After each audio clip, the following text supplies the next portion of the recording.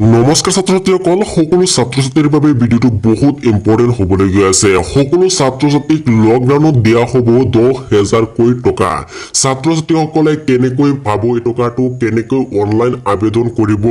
আৰু কি ডকুমেন্টছ লাগিব ডকুমেন্টছখিনি কেনেকৈ আপলোড কৰিব কেনেকৈ সাবমিট মাৰিব আৰু কেনেকৈ ফৰ্মখিনি জমা দিব লাগিব গাঠি সম্পূৰ্ণখিনি এই ভিডিঅ'ৰ জৰিয়তে জনাম ছাত্ৰ-ছাত্ৰীসকল আগতে কৈছিল যে এটা ভিডিঅ'ত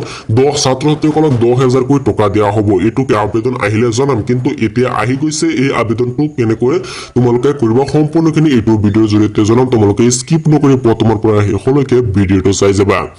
তোমালোকে চোৱা প্ৰথমতে national scholarship portal for central sector scheme is now open for fresh application অৰ্থাৎ যিসকলে প্ৰথমবাৰৰ বাবে কৰি আছে সেইসকলৰ অনলাইন আবেদন আৰম্ভ হৈ গৈছে তাৰপিছত কৈছে portal will be open for renewal application from 21/8/2020 যিসকল ছাত্ৰ-ছাত্ৰীয়ে ৰিনিউৱেল কৰিব ৰিনিউৱেল আগতে এবাৰ যিসকলে কৰিছে এই বছৰ কৰিলে সেইসকলে ৰিনিউৱেল কৰিব লাগিব এই কাৰণে কোৱা হৈছে যে 21 তাৰিখৰ পৰা সেইসকলৰ আৰম্ভ হ'ব ছাত্ৰ-ছাত্ৰীসকল তোমালোকে প্ৰথমতে ইয়াৰ অনলাইন আবেদন কৰিবলৈ কি ডকুমেন্টছৰ প্ৰয়োজন হ'ব তোমালোকে প্ৰথমতে জানি লোৱা তোমালোকে নিউ ৰেজিষ্ট্ৰেচন চোৱা ইয়াত নিউ ৰেজিষ্ট্ৰেচনত ক্লিক কৰিবা নিউ ৰেজিষ্ট্ৰেচনত ক্লিক কৰাৰ লগে লগে তোমালোকৰ আৰু এটা পেজলৈ লৈ যাব ছাত্ৰ-ছাত্ৰীসকল তোমালোকৰ প্ৰথমতে ইয়াত চোৱা বহুকেইটা গাইডলাইনছ আছে আৰু কি ডকুমেন্টছ লাগিব সম্পূৰ্ণখিনি ইয়াত দিয়া আছে ছাত্ৰ-ছাত্ৰীসকল তোমালোকৰ ইয়াত বহুকেইটা অপশ্যন দিয়া আছে ইয়াত চাবা new registration login to apply for renewal এইটো আৰম্ভ হোৱা নাই লগিং টু এপ্লাই এইটো আৰম্ভ হৈছে আৰু নিউ ৰেজিষ্ট্ৰেচন আৰম্ভ হৈছে তোমালোকে ইয়াত ক্লিক নকৰিবা ক্লিক নকৰাকৈ তোমালোকে ইয়াত সম্পূৰ্ণভাৱে কি ডকুমেন্টছ লাগিব কি গাইডলাইনছ আছে সম্পূৰ্ণখিনি ইয়াতে আছে কোনে পাব সম্পূৰ্ণখিনি ইয়াত লিখা আছে ইয়াত কৈছে guidelines for registration on national scholarship portal welcome to national scholarship portal NSP বুলি কৈছে এইটো নতুন শিক্ষানীতিৰ যেটো 10,000 কোটি টকা দিয়া হ'ব সকলোকে হেতু আছে ইয়াতে ইয়াত কৈছে হাউ টু এপ্লাই অৰ্থাৎ কেনেকৈ এপ্লাই সমূহ কৰিব সম্পূৰ্ণখিনি ইয়াত প্ৰচেছটো দিয়া আছে প্ৰথমতে চোৱা তোমালোকৰ কি ডকুমেন্টছৰ লাগিব আৰু বেলেগ ডকুমেন্টছও লাগিব মই এটা লিষ্ট বনাই থৈছো তোমালোকক শেষত দেখুৱাম এই লিষ্টখন কি ডকুমেন্টছৰ প্ৰয়োজন হ'ব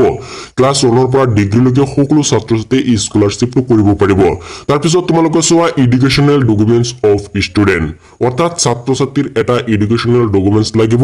অৰ্থাৎ ধৰি লওক মেট্ৰিক পাছ কৰিছে যদি ক্লাছ 11ত ছাত্ৰ-ছাত্ৰীয়ে কৰে তেনেহলে মেট্ৰিক পাছ চাৰ্টিফিকেট আৰু মেট্ৰিক পাছ মাৰ্কশ্বিট যিখন আছে সেইটো দিব লাগিব ইয়াকৈ কোৱা হৈছে এডুকেশ্যন ডকুমেন্টছ যদি কোনোবাই ডিগ্ৰী 3rd সেমিষ্টাৰত কৰি আছে তেনেহলে 2nd সেমিষ্টাৰৰ মাৰ্কশ্বিট আৰু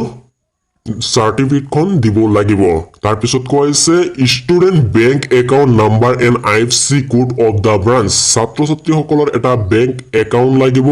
IFSC কোড লাগিব বেংকৰ একাউন্টত আৰু ব্ৰাঞ্চ লাগিব অৰ্থাৎ ছাত্ৰ-ছাত্ৰীসকলক কোৱা হৈছে যে যিসকল ছাত্ৰ-ছাত্ৰী মেট্ৰিকৰ পৰা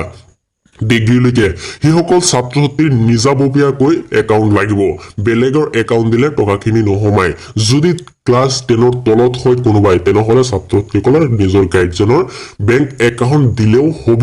টকাখিনি সোমাব তাৰ পিছত কৈছে ইয়াত কৈছে for pre matric scholarship schemes ইয়াত বহুকেইটা লিখা আছে তোমালোকে পঢ়ি ল'বা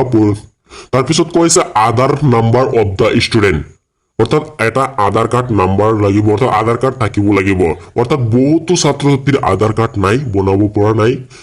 সেইসকল ছাত্ৰ-ছাত্ৰী অসুবিধাত পৰিছে কিন্তু আধাৰ কাৰ্ড নহলেও ছাত্ৰ-ছাত্ৰীসকলে কৰিব পাৰিব তাৰপিছত কৈছে if Aadhaar is not available যদি কাৰোবাৰ আধাৰ কাৰ্ড নাথাকে then bonafide student certificate from institute school ছাত্ৰ-ছাত্ৰীসকল যেতিয়া অনলাইন আবেদনটো কৰিব এপ্লাইটো কৰিব এটা মোবাইলৰ জৰিয়তে তোমালোকক জনাম কেনেকৈ কৰিবা অনলাইন আবেদনটো যেতিয়া কৰিবা তেতিয়া এটা বোনাফাইড সাৰ্টিফিকেট ওলাব সেই বোনাফাইড সাৰ্টিফিকেটটো তোমালোকে স্কুলৰ পৰা সহি কৰিব লাগিব তোমালোকৰ প্ৰিন্সিপাল হওক যদি কলেজৰ হয় প্ৰিন্সিপালে কৰাব আৰু যদি স্কুল হয় তেনেহলে হেডমাষ্টাৰে কৰাব সকলো ছাত্ৰ-ছাত্ৰীয়ে নিজৰ স্কুলৰ পৰা এটা সাইন ল'ব লাগিব তাৰ পিছত কৈছে Aadhaar enrolment ID and or scanning copy of bank passbook ছাত্ৰ-ছাত্ৰীসকলৰ আধাৰ কাৰ্ড যদি নাথাকে তেনেহলে বেংক পাছবুকৰ যিটো স্কেন কপি অৰ্থাৎ তোমালোকৰ বেংকৰ যিটো জেৰেক্স কপি জেৰেক্সটো তোমালোকৰ আপলোড দিব লাগিব তাত প্ৰথমতে অনলাইন আবেদনৰ সময়ত তাৰপিছত কৈছে if institute school is different from domicile state of the application then bona fide student certificate from institute school ছাত্ৰসকলৰ যেটো domicile হ'ব হেতু হ'ব অহম বুলি লিখা থাকিব এটো তোমালোকে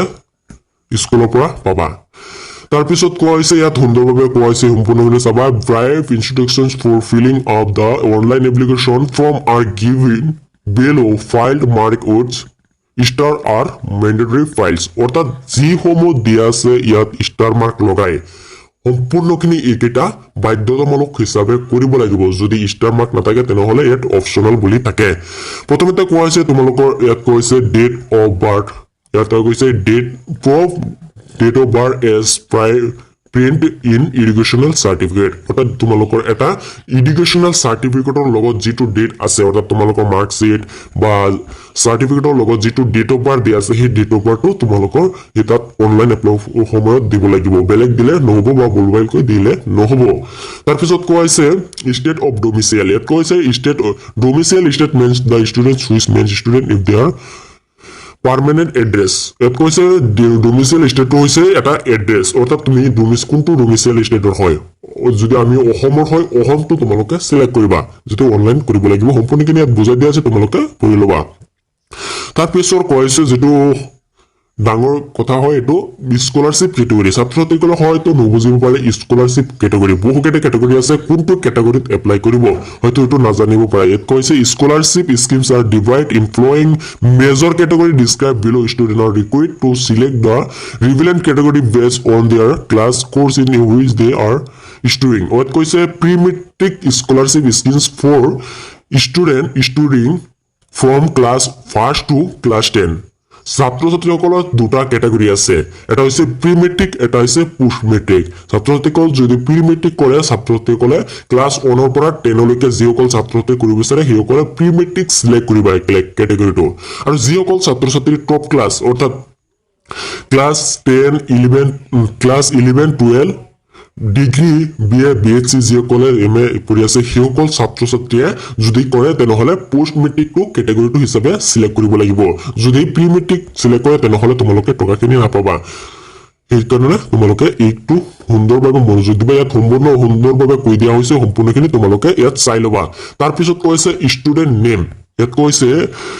ষ্টুডেণ্ট নেমটো তোমালোকৰ সুন্দৰভাৱে দিব লাগিব যিটো আধাৰ কাৰ্ডত নাম আছে বা তোমালোকৰ স্কুল চাৰ্টিফিকেটত সুন্দৰভাৱে দিয়া আছে সম্পূৰ্ণখিনি ইয়াত দিব লাগিব ইয়াত কৈছে provide name as printed in education certificate তোমালোকৰ এডুকেশ্যন যিটো চাৰ্টিফিকেট নামটো ওলাইছে সেইটো নাম দিব লাগিব যদি বেলেগ নামটো দিয়া বা ভুলভালকৈ নামটো দিয়ে তেনেহ'লে নহ'ব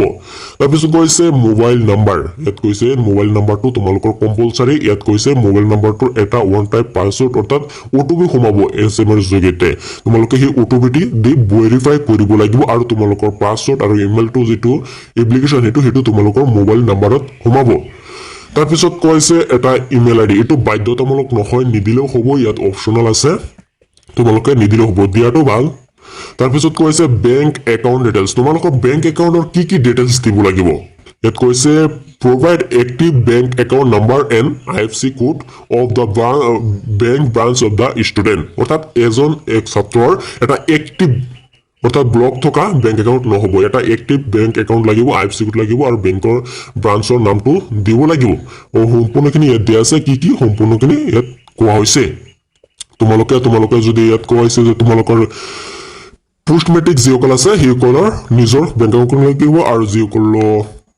প্ৰি মেট্ৰিক আছে সেইসকল ছাত্ৰ ছাত্ৰীৰ ফাদাৰত দিলেও হ'ব তাৰপিছত কোৱা হৈছে আইডেণ্টিটি ডিটেইলছ ছাত্ৰ ছাত্ৰীসকল আইডেণ্টিটি ডিটেইলছটো সম্পূৰ্ণখিনি ইয়াত দিয়া আছে তোমালোকে সুন্দৰভাৱে পঢ়ি ল'বা ইয়াত কৈছে চিলেক্ট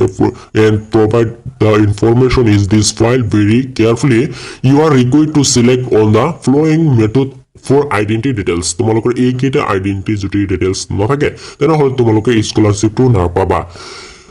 নাথাকে বা তোমালোকে এইটো যদি সুন্দৰভাৱে নিদিয়া তোমালোকৰ যদি আধাৰ কাৰ্ড থাকে তেনেহ'লে আধাৰ কাৰ্ডৰ যিটো 12টা নম্বৰ থাকে 12টা নম্বৰ তোমালোকে এণ্টাৰ কৰিব লাগে তাৰপিছত কৈছে যদি নাথাকে নহ'ব নাথাকিলেও হ'ব ছাত্ৰ ছাত্ৰীসকলে বেংক একাউণ্ট দি কৰিব পাৰিব তাৰপিছত কৈছে ইউ কেন ছাবমিটেড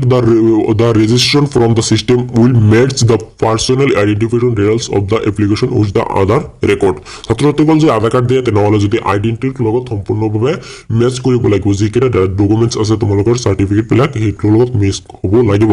তাৰপিছত সুন্দৰভাৱে দিয়া হৈছে তোমালোকৰ আধাৰ কাৰ্ড আৰু বেংকৰ একাউণ্ট তোমালোকৰ সম্পূৰ্ণভাৱে লিংক থাকিব লাগিব যদি আধাৰ কাৰ্ড দিয়া তেনেহলে তোমালোকৰ হ'ব সম্পূৰ্ণখিনি ইয়াত দিয়া আছে তোমালোকে ইয়াত যিটো আছে টিক মাৰ্ক লগাই তোমালোকে অনলাইন আবেদন কৰিব পাৰিবা কন্টিনিউত মাৰি ছাত্ৰ ছাত্ৰীসকল মই ডেসক্ৰিপচনত এটা লিংক ৰাখি দিম সেই লিংকটো তোমালোকে ক্লিক কৰি যেনেকৈ অনলাইন আবেদন কৰিব লাগে সম্পূৰ্ণ প্ৰসেস A to Z তোমালোকৰ কাৰণে ভিডিও বনাইছো তোমালোকে সম্পূৰ্ণখিনি ডেসক্ৰিপচনত চোৱা আৰু তোমালোকৰ ওপৰত চোৱা এটা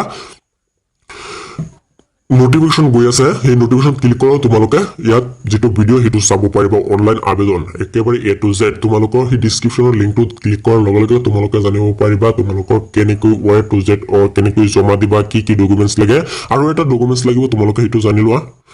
ছাত্ৰ ছাত্ৰীসকল মই এটা কলেজৰ পৰা স্ক্ৰিনশ্বট মাৰি আনিছিলো ফটো মাৰি আনিছিলো তোমালোকে যিসকল ডিগ্ৰী সেইসকলৰ যেটো ডকুমেন্টস লাগিব ক্লাছ 11 12 আৰু ডিগ্ৰীলৈকে সেইকেইটা ডকুমেন্টস দিবলৈ কৈছে আৰু যিকেইটা প্ৰি মেট্ৰিক ইয়াত নহয় এইকেইটা নালাগে ছাত্ৰ ছাত্ৰীসকলৰ যিসকলে ক্লাছ 11 12 আৰু ডিগ্ৰী BA BSc সেইসকলৰ এইকেইটা ডকুমেন্টস খুজিছে অৰ্থাৎ খুজিছে ইয়াত কৈছে ইনকাম সাৰ্টিফিকেট লাগিব আৰু যদি নাথাকে তেনেহলে তাত যেতে অনলাইন এপ্লাই কৰিব তাত দিলেও হৈ যায় তাৰ পিছত কৈছে ডিক্লেৰেশ্যন অফ দা ষ্টুডেন্ট ছাত্ৰ ছাত্ৰীসকলৰ ডিক্লেৰেশ্যন ষ্টুডেন্ট কোৱা হৈছে এটো তোমালোকৰ সাৰ্টিফিকেট এখন দিব লাগিব বা ৰেজিষ্ট্ৰেচন বলাক দিব লাগিব মাৰ্কশিটখন দিব লাগিব এটো কোৱা হৈছে তাৰ পিছত ৰিলিজন সাৰ্টিফিকেট সকলো ছাত্ৰ ছাত্ৰী নাথাকে ৰিলিজন ছাত্ৰ ছাত্ৰী যিবিলাক জেনেৰেল ছাত্ৰ ছাত্ৰী সকলো নাথাকে সেইকাৰণে ৰিলিজন সাৰ্টিফিকেটটো নালাগে কিন্তু ইয়াত খুজিছে কিন্তু দিলে নালাগে নিদিলেও হয় তাৰ পিছত কৈছে institution verification by the principal ছাত্ৰ ছাত্ৰীসকলৰ কাৰণে যেটো অনলাইন এপ্লাই কৰি যেটো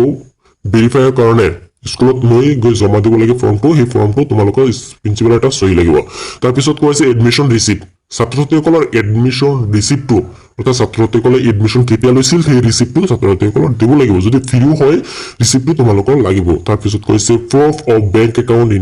in the name of student ছাত্ৰ ছাত্ৰীসকলৰ এটা বেংক একাউণ্ট লাগিব আৰু বেংকৰ জেৰেক্স বেংকৰ পাছবুকৰ জেৰেক্সটো তোমালোকে দিব লাগিব তাৰ পিছত কৈছে ৰেচিডেন্টেল প্ৰুফ ছাত্ৰ ছাত্ৰীসকলৰ driving licence voter ID electronic bill যিকোনো দিব পাৰে তোমালোকৰ আধাৰ কাৰ্ড দিব পাৰা বা বেলেগ কিবা কিবি দিব পাৰা ইয়াত এইকেইটা দিয়া হৈছে আৰু দিয়া হোৱা নাই বেলেগ দিব পাৰা কিন্তু ইয়াত উল্লেখ কৰা নাই তাৰ পিছত কৈছে ফটো দুকপি ফটো লাগিব ছাত্ৰ ছাত্ৰীসকলৰ তাৰ পিছত কৈছে মাৰ্কশিট লাষ্ট এক্সাম পাছ আৰু এণ্ড এডমিট সেলফ এটেস্ট ছাত্ৰ ছাত্ৰীসকলৰ কোৱা হৈছে মাৰ্কশিট লাগিব লাষ্ট এক্সাম পাছ অৰ্থাৎ তোমালোকে যদি BA সেকেন্ড সেমিষ্টাৰ থাকা তেনেহলে ফাৰ্স্ট সেমিষ্টাৰৰ মাৰ্কশিটখন লাগিব এনেকৈ এডমিট কাৰ্ডটো লাগিব এনেকুৱা যদি ক্লাছ 11 টকা তেনেহলে 10 ক্লাছৰ মাৰ্কশিটসমূহ লাগিব তাৰ পিছত কৈছে এড্ৰেছ উইথ ফোন এণ্ড নং এণ্ড ইমেইল ছাত্ৰ ছাত্ৰীসকলৰ এটা ফোন নম্বৰ আৰু মেইল লাগিব তাৰ পিছত কৈছে হাই সেকেন্ডাৰী ফাইনেলৰ মাৰ্কশিট এণ্ড এডমিট যিসকলে BA ডিগ্ৰী কৰিব সেইসকলে হাই সেকেন্ডাৰী মাৰ্কশিট আৰু ডিগ্ৰী কৰিব আৰু যিসকলে ক্লাছ 11ত কৰিব বা 10ত কৰিব সেইসকল ছাত্ৰ ছাত্ৰীয়ে ইয়াত দিব নালাগে হাই সেকেন্ডাৰীটো এটো সকলোখিনি মিলাই একেলগে দি দিছে তাৰ পিছত কৈছে ক্লাছ 10 সাৰ্টিফিকেট ছাত্ৰ ছাত্ৰীসকলৰ ক্লাছ 10 সাৰ্টিফিকেটটো লাগিব যদি ডিগ্ৰীতে কৰে তেনেহলে ক্লাছ 10 সাৰ্টিফিকেট লাগিব যদি হাই সেকেন্ডাৰী ফাৰ্স্ট ইয়াৰত কৰে ক্লাছ 10 সাৰ্টিফিকেটটো লাগিব আৰু যিসকল ক্লাছ 1 ৰ পৰা 10 লৈকে সেইসকল ছাত্ৰ ছাত্ৰীক ইয়াৰ পৰা এটাও ডকুমেন্টছ নালাগে এটো বেলেগ ষ্ট্ৰীমত তাকে যেটো অনলাইন আবেদন কৰি তোমালোকে স্কুলত জমা দিলেই হৈ যাব